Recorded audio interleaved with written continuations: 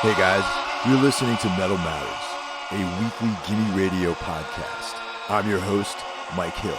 If you like metal, punk, hardcore, or anything extreme, you've come to the right place. So subscribe and never miss out. This episode is dedicated to the memory of Martin Eric Ain, one of the co-founders of Celtic Frost. It's been a while since you and I have done one of these together, Randy, so I'm excited to be up here in Connecticut. It's the post-Halloween season. Did you enjoy your Halloween this year? Always. I had a blast. I love Halloween. Yeah, it's really the only time of year I enjoy anything. So, before we get started, I just want to thank Steve for sending us this live Ozzy recording from the Speak of the Devil era of the band, and it's right off the board. Sounds killer. There's definitely this raw feel to it, and it just is that's probably one of my favorite eras of the band, and now I have this great live recording. Yeah, thanks a lot, Steve. Very cool. I didn't even know those really existed, or I hadn't heard them before, and I finally did track down a copy of the LP. But the stuff he sent has more material than the LP. It's definitely more material, and it's just got this, like I said, this really raw vibe to it, which is cool. Great, thank you. Now, is there some kind of conspiracy about keeping that record out of print, do you think, Randy? I don't know, man. I know we touched on this a little bit on one of the last episodes.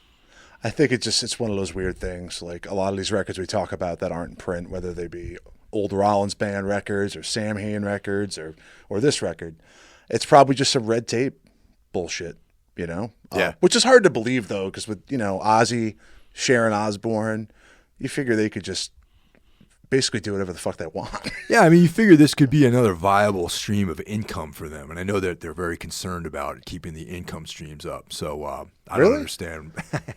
I don't understand why this record's out of print. If anyone out there is connected with the Osborne Corporation, let them know that me and Randy want that record to come out in another repackaging. Maybe it has this additional material on it. Well, that's the thing. There's all these reissues from, all the time from all kinds of bands we love, but sometimes the additional material it just isn't that great. This has legitimate, unreleased versions of songs that's never been out there before. So they could do a really awesome reissue of this with all that bonus material and everything. So do it. Make it happen.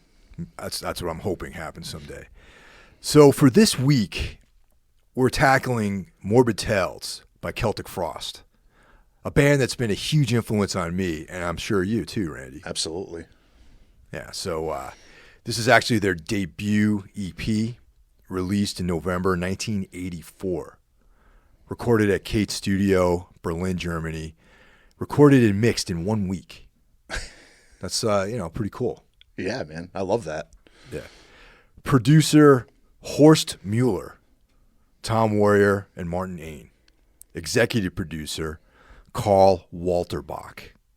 The program length is 24 minutes, 51 seconds in the European version, 32 minutes and 9 seconds the U.S. versions.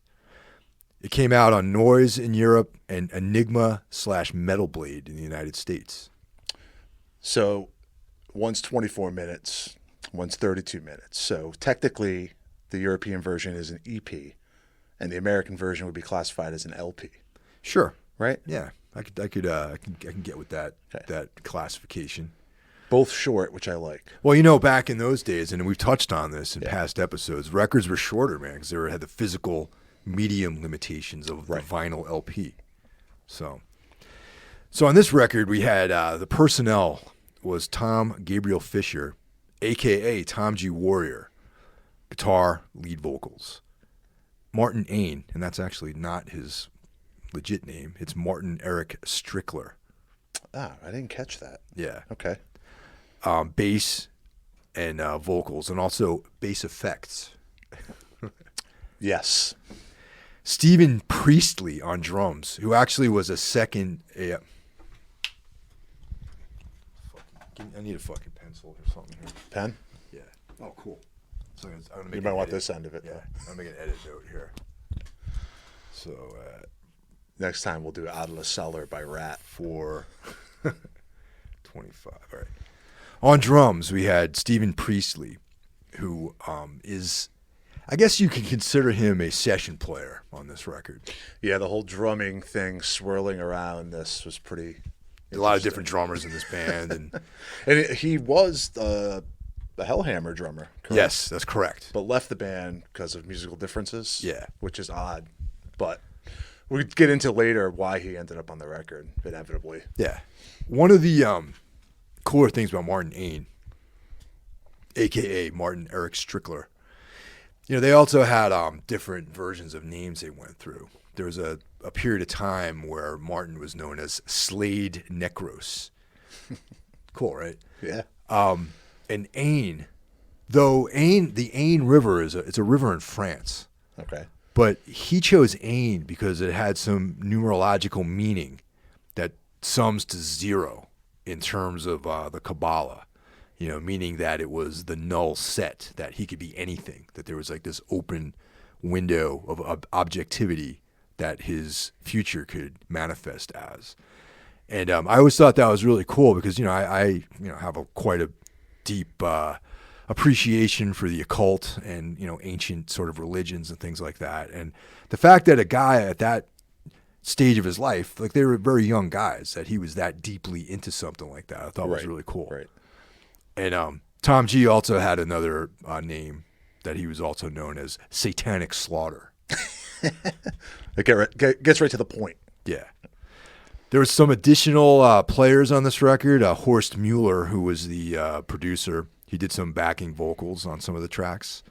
Hertha Oling, additional vocals, and Oswald Spengler on violin. All right. Hang on a minute. Okay. The violin player you have listed is what? Oswald Spengler. All right, because when I got my notes from the research department, Okay. they claimed the violin was performed by a guy named Wolf Bender. I like which that. I couldn't wait to say because I knew you'd love that name. That's a great name. Yeah, Wolf Bender. Okay. So let's say that maybe they both played on that record. I don't know. Okay. All right. But anyway, I like Wolf Bender. That's a sick name. Exactly. Okay. Oswald Spengler also is kind of a cool name. That's too. not bad either. But, I know if it had Wolf in it, you would be more Wolf's partial. definitely a cooler name. All right. So the Euro version of the record, side 1, starts off with Into Crypt of Rays. Then we go into Visions of Mortality.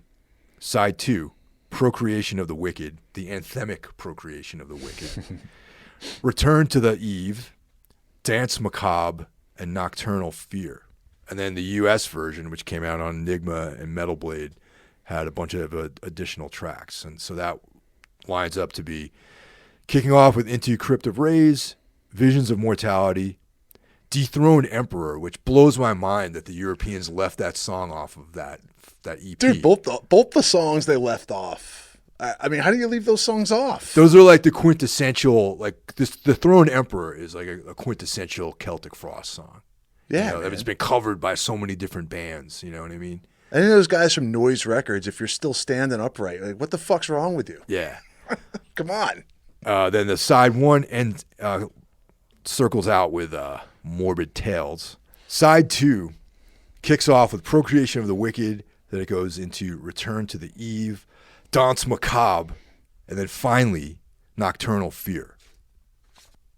So the first track on the record is the intro, Human. Yeah. But the first real, song on the record, Into the Crypts of Ray, features a very important moment in the history of Celtic Frost and Tom G. Warrior. Do you know what that is? That the song is based on a child murderer? No. What? It is the first time on a record he did the quote-unquote death grunt. Oh, okay. Yeah. Yes. All right. That's interesting because chronologically, I guess you're right. He didn't do that in Hellhammer, did he? No. Cool. Not to my knowledge, anyway. I'm trying to think back if he actually did the death grunt in Hellhammer, but I don't think so. Huh. Yeah, it's funny because I'd actually heard Into Megatherion before I heard Morbid Tales. Okay. Yeah, so it's in my mind, even though I know this chronologically earlier, I'm thinking of the reverse. Right. Just gotcha. the way the chronology of how I got exposed to Celtic Frost. So, but yeah, this record has touched almost every genre of extreme music that you can think of. There's hardcore bands such as Sheer Terror that comes to mind immediately, and Dark Side NYC that are heavily influenced by Celtic Frost. Absolutely. Unabashedly influenced. And then death metal bands, Obituary, and then an entire genre of the second wave of black metal that's been, totally inspired by this particular record and the canon of Tom G. Warrior in general. Even though this record is really the only record they ever made that sounds like this, because, they changed it a lot record to record. Yeah. I would argue that this era of the band is just as influential as, say, like Motorhead. Absolutely, man. Or even Black Sabbath. Like you were just saying, it's just this record in particular, the style in this record influenced punk bands, hardcore bands, metal bands of all kind, black metal bands, doom bands. It's up there, man. It's on the Mount Rushmore of most influential extreme music records, for sure. And Celtic Frost is probably a band that a lot of like more mainstream people aren't even that aware of, I would say.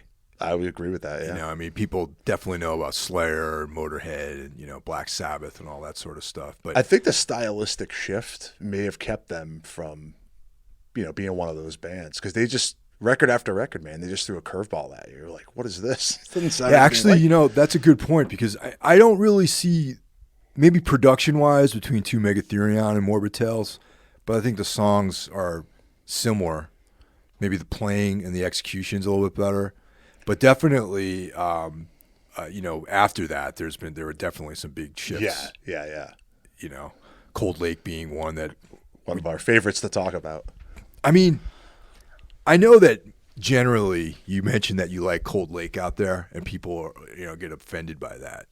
It's like, it's like saying that you believe the Earth is flat or something. You know what I mean? It's like a very divisive statement to say that Cold Lake is a good record. Sure. But maybe like in comparison to this record, Cold Lake is not a good record. But in comparison to the overall offering of heavy metal music, especially that style of heavy metal music, I think Cold Lake is a great record. I agree, man. We were talking before. I think me and you were in the minority that liked that record. But I don't know. I feel like sometimes I'm like that. Well, a lot of people hate Sabbath's Born Again. I think it's a great record, too. Me too. I love it. But I have to say that when it came out, I didn't really like it. Yeah, and it's not, if you hold it up against Masters of Reality, it's, it's definitely not as iconic as those other records. Right. But I still find stuff in it that I really like. Another thing to take note of, too, is that though Hellhammer and Celtic Frost both have Ain and Warrior in it, they're not just a new band with a different name. No. Apparently, according to the research that I've done, we've both done, Ain and Warrior had the first three albums completely planned out, like aesthetically, like sound-wise, like, all the lyrical content of all the songs were definitely planned out. And there was like a division between Hellhammer being over and Celtic Frost being this new chapter in what they were doing. Right. So it's like kind of lazy, I guess, where some journalists just decided that this is, everyone hated Hellhammer, which was true, actually, that most people didn't like them. Right. And so they're going to try to game everyone to think that, there's this new band, Celtic Frost, but it really is just Hellhammer with a different name, but which was not the case. And it's interesting, doing the research for this, like the way when they went to the formation of Celtic Frost from Hellhammer, the way they promoted the band even though they had a record deal before they even did anything. Everything was done on a very DIY kind of level. Like they created all the logos themselves, most of the artwork themselves. They existed in like a world of their own, which I don't know if anyone out there has read the Tom G. Warrior book, Only Death is Real. Great book. And it starts early on and ends right as the recording for Morbid Tales wraps up.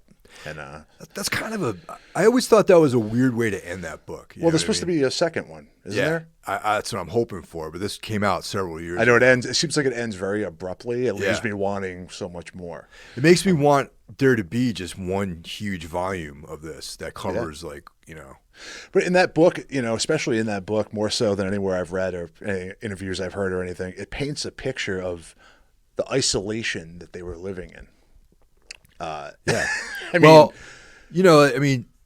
Back then in the 80s, in the late 70s, early 80s, the world was a lot different. You know what I mean? Like, there wasn't the access to certain things that people have and enjoy these days, where you could jump online and order shit on Amazon. Right. You had to find out about stuff, and Zurich, Switzerland, and it's a, though it's a major city, and Switzerland is a crucial country in Europe. It's not in late 70s, early 80s. A lot of cultural stuff kind of swept by Zurich, especially in the more obscure things like extreme music. You know what I mean? That wasn't really something that was in the forefront of things that went through Zurich. And these guys lived outside of the city, like in the suburbs. Yeah, so I was going to say, at the Grave Hill Bunker, as they called their rehearsal room, that was in a town called Birchwil, Switzerland. Yeah. I don't know if I'm pronouncing that right, but I don't know how far outside of Zurich that is. It could be like 15 miles away, but feel like it's 500 miles away. But it's described as a very rural place. Like they were like fucking freaks, man. Yeah, that's the vibe I got from complete like isolationist freaks. Like, it's just insane the description in the book about that world that they lived in and how isolated at least they felt. Yeah, they also talk about taking trips to England to get records and stuff too, which is like. That's once again speaks to the whole thing of like, putting the time and effort into things. Like it was important enough for them where they actually took a ferry over to the UK to go to London to buy Venom and Def Leppard records. You know what I mean? And the desire to express themselves and to gain stimulation in like things that were outside of the day-to-day lives that they led.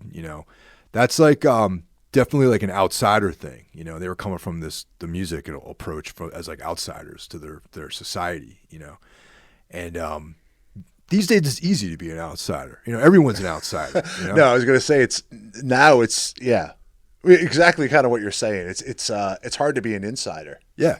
It's like everyone's got their own little quirk now, and their way. They got a blog, and they post stuff on Facebook about how different they are and all this other stuff. And back then, that wasn't celebrated. Like conformity was celebrated, especially if you lived in like some small town in Switzerland, where not a lot of change is actually happening around you, and you are branded an outsider, and you have different things that make you happy that aren't part of the oeuvre of what's going on around you. You know what I mean? And yeah, it's just like a whole an insight. That book gives an insight into this world that you and I like.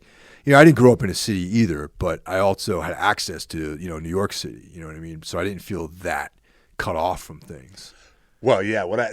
I kind of felt I related to a lot of the stuff in the book with regards to isolation, because I grew up in like a farm town in the middle of nowhere. Yeah. But I was still 35 minutes from Providence, an hour and a half from Boston, or whatever. But when I first started getting into underground stuff, like I was young. I was 14. I didn't have a license and stuff like that. So the first couple of years before I started hanging out with older kids that would drive to Providence and Boston and go to shows and go record shopping and all that stuff, I felt like I kind of lived in my own little world. Like I would make, like, I'm sure everyone did this as a kid. Well, maybe not anymore. Yeah, now you can just get it on Amazon. I would make like my own suicidal shirts and, my own Black Flag shirts with a white t-shirt and a marker and shit like that. Because there was nowhere to buy that shit. There was no internet to buy it on. That's for sure. There was no cool record stores. Like, so I can kind of relate in a lot of ways to the feelings that he conveys in the book about being isolated.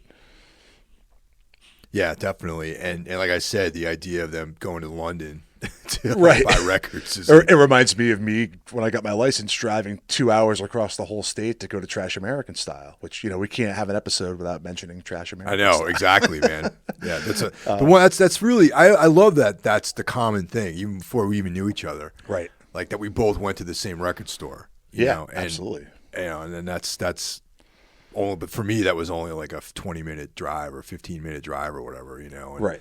Instead of having to get on a ferry to go to the fucking UK, you know what I mean? But, one more thing with about the isolation that, they apparently lived in trying to do this band. I think that leads to a lot of the issues with the drummer. Yeah. Finding the members. When there's no one around, man. I mean, I think of some of the bands I had in high school and some of the dudes that were in those bands. I wanted to do a hardcore band. But there was no one around. I mean, there's a couple people that listen to hardcore, and they couldn't really play instruments, but they tried. And then I would have some fucking metal dude on drums who didn't get it at all. Yeah. But he sort of he might have heard Suicidal. Right. Yeah, that was the common thing. So, but all right, I'll take this guy. Yeah, it was funny going back and reading the book for a second time and hitting on some of these points. I was like, God, this reminds me a lot of me when I was a kid. Yeah, definitely. And but once again, a lot of critics were citing this as just being a continuation of Hellhammer. Right. You know what I mean? And and the other thing I was thinking about too is in their minds, and I felt this way about Venom too. In their heads, they wanted to sound like fucking Motley Crue. And this is just my projection, I guess. In 1980, okay. There wasn't there was Judas Priest, new wave of British heavy metal. The model of what they were trying to create, the precedent for that didn't exist. Oh, right. You know what I mean? So in their minds, they're hearing these big snares and Vince Neil vocals and, but they were we dig this, man. We dig Def Leppard, but we want the lyrics to be about something different. Right. But what they were trying to create probably wasn't that much different sonically than Crocus or something like that. Oh, yeah. There was no blueprint for extreme. There was no extreme music. Exactly. Well, Crocus, another Swiss band, by the way. Crocus, yeah. But in their brains, the thing that they were the goal was to make a record that sounded like Judas Priest or something. You know what I mean? Right. Or to sound like Iron Maiden or Def Leppard, who are great. Those first two Def Leppard records are awesome. Oh, yeah. All the early records by those bands you just mentioned are great. But maybe we're not going to sing about getting laid on a Saturday night or whatever. Maybe we're going to sing more about darker subject matter, like Gilda Ray and into Crypts of Rays, you know what I mean? And then because they didn't have access to the quality recording facilities that say Def Leppard and had or Crocus had or whatever, or Venom kind of the Crew. Yeah. The Motley Crue, or whatever. It ended up sounding like this raw thing, and they weren't able to play as well as those other bands maybe, it just turned into this kind of other thing. It spawned the imperfections of what they were doing, created this other aspect of music, you know what I mean? And I always found that fascinating because even going back to Black Flag, the later Black Flag records, it was clear. You've done tons of reading about that era of the band too, where Greg Ginn was listening to Dio and stuff like that. And in my head has this almost cock rock production on it. I agree. And in his mind, his band was yeah, I want to do more of this Heaven and Hell, Sabbath thing. Right. But they created one of the most out there proto hardcore punk metal hybrids that in history. Yeah. And that's kind of my reflection on Morbid Tales is that it's there was Hellhammer, which was, let's call it what it is, man. A bunch of dudes who didn't know what the fuck they were doing, expressing themselves. And it's almost outsider artwork almost, you know what I mean? Right. But the tighter concept for Celtic Frost, in their minds, they're oh yeah, we dig these records, we dig Priest, we like Maiden, we like whatever, all into Venom,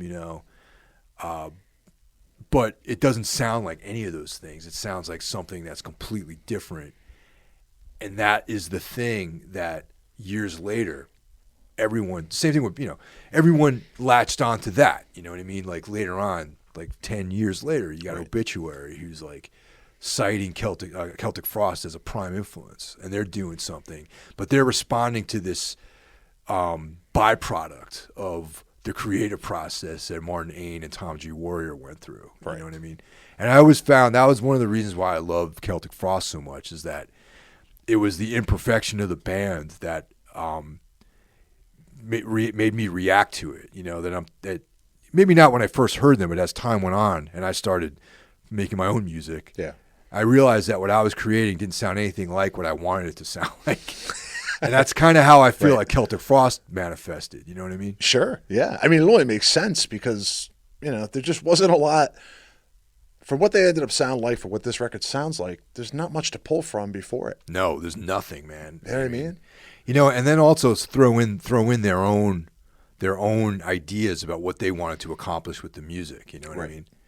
And, and a lot of people also say, oh yeah, they were like a very punk influenced band. But based on the reading, they really weren't, though. There was like Discharge was an influence on them. Right. But they weren't like borrowing from punk rock to create Celtic Frost sounds. No, I hear like punk sound and stuff and riffs and stuff, but I don't think it was like, I think it was just like a natural thing, man. Yeah. And the punk that I do hear them being influenced by is Discharge. Really. That's really it. Yeah, totally. Yeah. I mean, I don't think these guys are like digging on like the Sex Pistols or any kind of like, like what people think of like as punk rock music. Like I don't think the Ramones entered into the formation of the development of the Celtic Frost sound. You don't think they're checking out maybe some early Bold demos or something? No, I don't think so. No. No, yeah, I definitely hear punk in there, but like I think it was just a natural thing. Yeah, I don't think they were. Yeah, like I said, Discharge. I hear that in there. A bunch of different versions of this came out over the years too. Remasters, reissues. Yeah, it's actually hard to keep track of. In '99 there was like a remaster CD version that came out, and that had a bunch of different tracks on it, and it had some added rehearsal stuff and things like that. There's a different drummer that played on a couple of the tracks. It was Reed St. Mark, right? And he joined the band and he appears on Emperor's Return and 2 Megatherion. Yeah, he joined the band right after the recording of Morbid Tales, correct? Yeah. Because the other dude split right after. They were like bummed because they thought they were going to be able to convince this guy to hang on. Like, hey, we just made this record. We got a record deal. And the other crazy thing is too, they recorded this in what was it, 84, right? November of 84. Yeah, they recorded it, or is that when it was released? Actually, let me go back to my notes here. I think it was released in November of 84. Let's see, released November 1984. Yeah. But they didn't play a show until the middle of 1985 because they didn't have a drummer. Yeah. Because they couldn't find anyone in Birchwell, Switzerland, I guess. That could, they just recorded this, maybe didn't think so at the time, but it was a landmark album. And according to everything I read, those guys were beyond thrilled with the outcome of it. And then, the drummer, splits the day after they record, and they're like, great. Well, they were saying, too, that in some of the stuff I read, that the drummer was looking to do something different. Right. You know what I mean? That's why he allegedly left Hellhammer. And yeah. they talked him into coming back to make this. Yeah. But then he still wasn't into it. He's like, I don't wanted to do some more commercial shit, Yeah. And he probably figured, we got this deal with Noise Records and whatever. And, at that stage, Noise was kind of like the shit in Europe for metal. Yeah. Creator. Yeah, man. It was that if Creator, Destruction, those bands in the 80s were probably the height, the pinnacle of European thrash metal. Yeah. Sure. Yeah. As far as popularity went, because they made it over to the States and that sort of thing. Another thing I found that was really funny is their war with England that they had with English press, just smashing all of this stuff, from Hellhammer. Oh, they were at the forefront of just calling Celtic Frost a rebranding of Hellhammer and all this other stuff. Right. And apparently that contributed to them not playing England for like many years. Like they didn't play England until years later. That I didn't know, really. Yeah. That's interesting. Yeah, fucking British, man.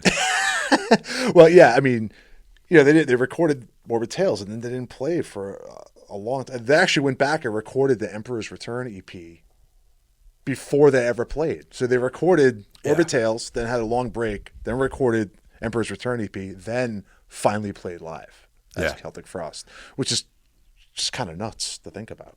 Totally. So how did you get on board with this band? Like, do you remember the first time you heard Celtic Frost? I don't remember the first time I heard Celtic Frost, but the first time I became aware of Celtic Frost was Thrasher magazine. Yeah. And then I would start to see like people from like the Cro-Mags and Agnostic Front, bands I was really into, name drop Celtic Frost as an influence. And I'm like, well, I don't know, man. Like I know I picked up one of their records. I'm not sure if it was Morbid Tales or Two Megatherion. I picked it up and looked at it, and I'm like, I don't know, man. This shit looks kind of metal, because I wasn't fully on board at that point, Right. I was really into hardcore and punk at that point. Then I ended up buying, I want to say I heard it from somebody but I ended up buying Morbid Tales on cassette at a flea market. Yeah, okay. All right. In my shithole town. There's this one vendor there who always used to have weird old like metal shit. I wish I could go back in time and buy all of it now. Yeah, totally right. But so this was probably, for me anyway, 87. Okay. My first time. Yeah. Late 87, early 88. Yeah, because I remember, once again, you remember WXCI, right? Yeah. The radio station, which, I mean, it's a college station. Yep. And it was in Danbury. I think they broadcasted out of. Can you get that up here? No. No? No. Too weak of a signal? Yeah, it's weak. I barely was able to get it, and I only lived like 15 miles away from it. You know what I mean? It was like in the town of Carmel, where I grew up, Carmel, New York. I was like maybe 20 miles away from WXCI's broadcasting point, and it came in like sometimes not at all. You know what I mean? You have to go in your attic or something. Yeah, I had to be like on some elevated floor to like catch the radio station. But anyway, they had a hardcore show, a reggae show. And there was the metal shop or whatever. I don't even remember what it was called. But that's where I actually heard a lot of like Metallica for the first time. Yeah. And there was it probably was a pre-recorded interview with Lars Ulrich. And he talked about Venom, the term black metal. And this is in like 1986 maybe. Right. And then he talked about bands like Celtic Frost and everything. And that's when I first heard the name. And I thought the name was cool. Right. Because I was like way into like Conan and, Lord of the Rings and all this other stuff and like European mythologies and everything. And I was like, wow, this is like Celtic Frost. That sounds cool, man. That sounds like something I should be into. Months went by. I used to record the that metal show on cassettes. You'd tune in your radio and you'd have this doesn't even exist. This technology doesn't even exist anymore. But it's like you'd have like a stereo system, maybe like one unit. There'd be a turntable on the top, a cassette deck, and a radio that you could tune into a station with. There's a knob. Hence the term left of the dial, right? Left of the dial was the stuff on the left-hand side, like the low numbers, 80s. the 80s. Low 90s. The low 90s, where they had the weaker signals. That was... Also, the more obscure music was found on the left of the dial. The hardcore, the punk, the reggae shows, the free jazz, like college radio stations, like all that stuff. So I would tune into that WXCI. I would record the hardcore show too sometimes, but mostly the metal shows. You put in a cassette, hit play and record. You get like in 2 hours of shit. You can listen to it. That's how I finally heard them on there. And I was like, wow, this is like pretty out there stuff at the time, because it didn't sound like metal really to me. Like I at the time, I've always been a metal fan. I always consider punk and hardcore to be like a slightly inferior genre of music because of the lack of technical ability at some of the playing, And I didn't really appreciate punk rock music to its full extent until maybe I was like 17 or 18 years old. And I remember thinking that it sounded a lot like some of the punk quote unquote music I'd heard, but the lyrical stuff was way different. You know, it was like more about like darker shit that I was, you know, starting to explore at that time of my life too. And that was like my first, but I didn't actually buy a Celtic Frost record until the late 80s, I think, when I was able to, you know, I was on my own, you know, I was in college, I was going to record stores all the time.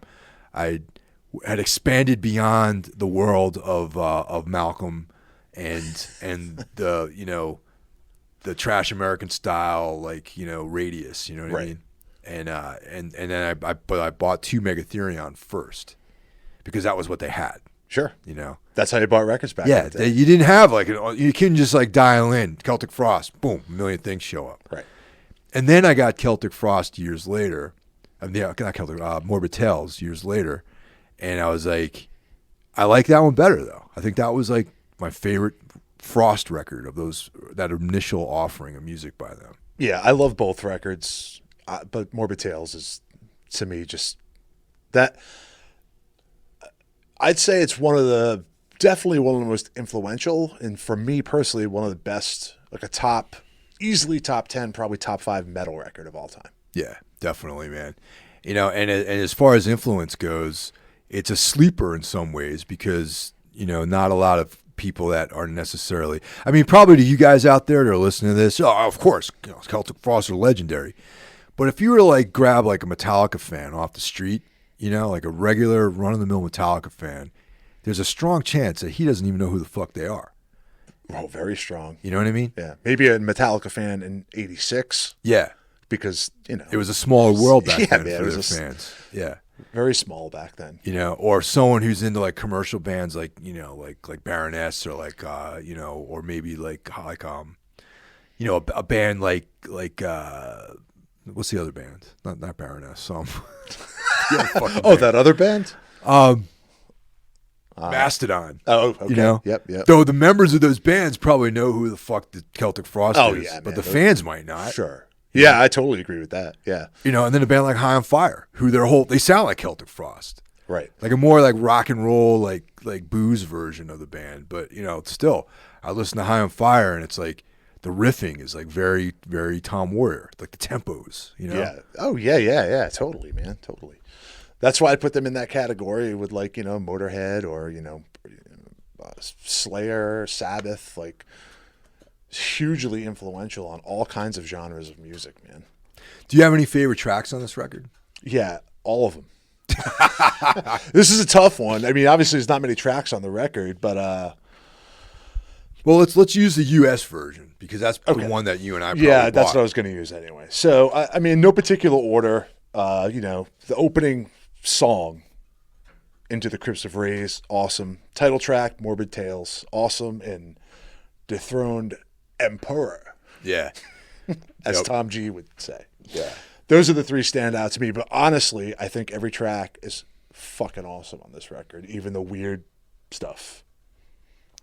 Yeah, there's definitely there's 3 tracks to me that stand out. Definitely Dethroned Emperor is the one. That's the most iconic song on the record in my opinion, because I've heard band after band that I love like do covers of this song. Like Black Anvil's done one, Goatwhore, they've done one, and I've heard so many different covers of this song, and it's a great fucking song. And also Why Must They by Wrecking Crew is like the same fucking riff, basically. Fucking dude, I never thought of that.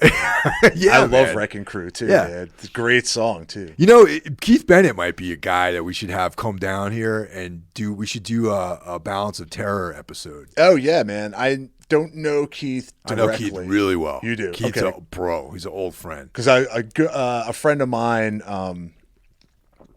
is a good friend of his. So, but you already have the connection. So, Yo, I've known Keith since Wrecking Crew. Really, he seems like he'd be a good guy to sit right over here and talk shop with us. Totally. And he sure. was. It's funny that you talk about in the old days of punk and hardcore where there's like the metal guy. Keith was the metal guy. Like he was the obvious metal dude in the band. Dude, I remember hair. being that like fucking douchebag kid, in 87, 88, going to hardcore shows with my Champion sweatshirt, all X'd up, like fucking Youth Crew, loving that shit.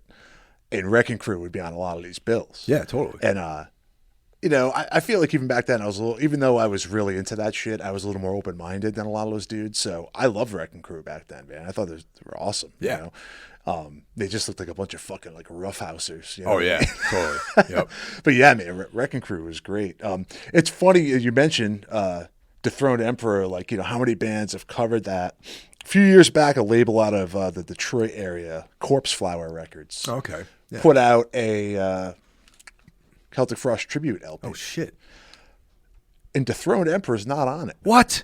But off topic here, but I love it anyway. The band, also I believe out of the Detroit area, Acid Witch. Yeah, man. They cover Cherry Orchards. Hell, you know what, dude? I knew that. We played with Acid Witch a couple times in Europe, and those guys are cool dudes, and they definitely, I can imagine them. That would be the song. That makes sense. It's pretty awesome. Yeah. They play. Yeah, they played. I think the day after we did at that fest up in Mass last year too. We just missed them, so I never seen them, but I'm aware of the band. Yeah. But it's interesting. It's an LP. And no one covers. Maybe that was a rule. Like, all right, guys, listen. No one's covering Dethroned Emperor because it's been done 4,000 times. Exactly. Because the track listing on here is pretty weird. I won't get into that. Anyway, yeah, cool record on Corpse Flower Records. Who else is on there? Just out of curiosity. There's some cool. The band Childbite with Phil Anselmo on vocals. Oh, right on. Municipal Waste. Okay. Evokin'. Oh yeah, dude. Band we both love from Jersey. I love them. Yeah. Some other bands I'm not real familiar with, but it's a cool record and the art is amazing. Our buddy Mark Rudolph, The artist, done some art for me in the past for stuff. Great, and works for Decibel. Great artist, and there's a book that accompanies this. Yes. That Mark illustrated called Morbid Tales. Yeah, I have that. A tribute to Celtic Frost. And I think that's available from Corpse Flower as well. I think there was a tie-in with these two things. But that's awesome, man. Now that the commercials are over for the show, cool shit. My other two jams on this record, aside from Dethroned Emperor, is Procreation of the Wicked. Yeah. Great song. And Into Cryptic Rays, which is like just a great way to kick off the record. Now, two of those three are Dethroned Emperor is only on the U.S. version. I just want to add, But another thing about Wrecking Crew, man, is Keith's other band, his newest band, Panzer Bastard. Yes. Okay? I've seen them play numerous times. My band Tombs has played with them several occasions, and they've done a couple of covers in their live set, and it really kind of captured like my version of what I wish punk and hardcore and metal could be, where it's like Motorhead, GBH, and Discharge. You know what I mean? Like those are like the kind of and Celtic Frost. Those are like, if out of those four bands, any bands that are drawing from that sound are okay in my book. You know what I mean? Yeah. Well, Wrecking Crew's a good one because you already brought this up, but automatically when I think of hardcore bands influenced by Celtic Frost, the first one that comes to mind is Sheer Terror. Yeah, well, and then Dark Side NYC spawned out of Sheer Terror. Yep. But I remember hearing Just Can't Hate Enough, the Sheer Terror album, and being like, holy shit, like... Holy Frost. Holy Frost. Yeah. But also, I love that record. It's cool. Wrecking Crew's another one, man. They were definitely flying that flag way back. Yeah, like out of all the bands in Boston, I feel like they were like the one band that I can still listen to, and besides from Slapshot, because I like Slapshot as well, but they had like that metal thing going on, like the way the Cro-Mags and AF had this kind of like mean ass, like kind of like just metal, like dark, like vibe to them. You know what I mean? Yeah, I agree, man. I agree. That's a very underrated classic, man. Balance of Terror. Maybe we should have Keith come down. Maybe we should have Keith come down and talk about Balance of Terror with us. That's what I'm saying. Maybe that's the next one of our future episodes. I like it. Yeah. So that's about all we got to say about this record, man. It's a classic. If you haven't ever heard this record, I would say shame on you. I'd say shame on you anyway. Just for being you. Well, until next time, I hope everyone's well, and take care.